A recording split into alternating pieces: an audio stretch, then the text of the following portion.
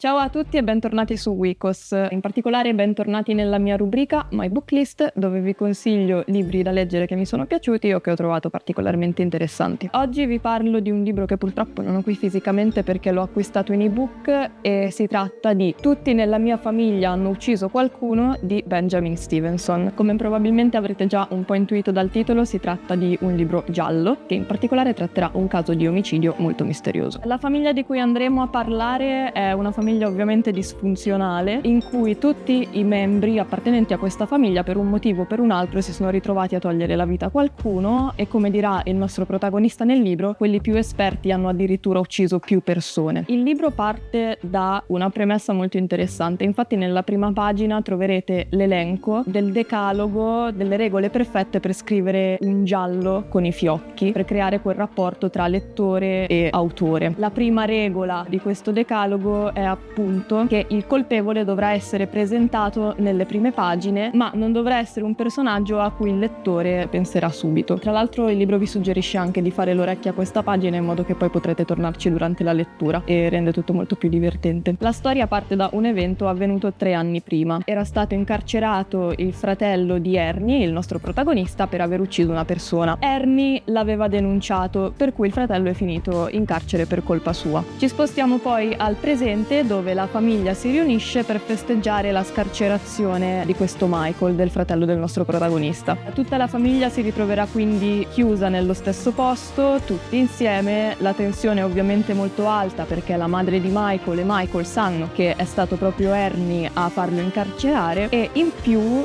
ad aggiungere altra tensione alla tensione ci sarà il ritrovamento di un corpo fuori nella neve che non è né morto di freddo né morto per cause naturali, ovviamente è stato ucciso. Sarà stato ucciso sicuramente da uno della famiglia. A rendere le cose ancora più interessanti e claustrofobiche sarà il fatto che è in arrivo una tempesta e che quindi tutti i personaggi del nostro libro saranno costretti a convivere in uno spazio fino alla fine. Come già indicato dalla prima pagina, il libro si rivolge spesso al lettore, rompendo anche a volte la quarta parete, che in genere è una cosa molto rischiosa da fare sia nel cinema sia che nei libri. In questo caso invece riesce particolarmente, proprio perché questo libro riesce a mischiare il giallo e quindi l'elemento un po' più thriller alla comicità e alla creazione di situazioni che vi faranno sorridere e vi faranno rimanere molto più coinvolti come lettore. Inoltre il libro è raccontato in prima persona dal nostro protagonista, che vi porterà a capire le dinamiche e le situazioni che si creano in una famiglia così disfunzionale, fino ad arrivare ad un finale per me per nulla scontato e che vi lascerà molto sorpresi. È un libro che sicuramente vuole essere di intrattenimento, che vuole creare un po' di suspense e che riesce benissimo in tutto questo, quindi io vi consiglio di leggerlo, e vi consiglio di leggerlo soprattutto se vi piacciono film alla Knives Out. Vi ricorderanno particolarmente le dinamiche di personaggi rinchiusi per lungo tempo nello stesso posto. Se avete già letto questo libro fatemelo sapere, fatemi sapere anche se vi è piaciuto. Io vi ricordo di seguire Wikos su tutti i suoi canali, tra cui YouTube, Instagram, TikTok,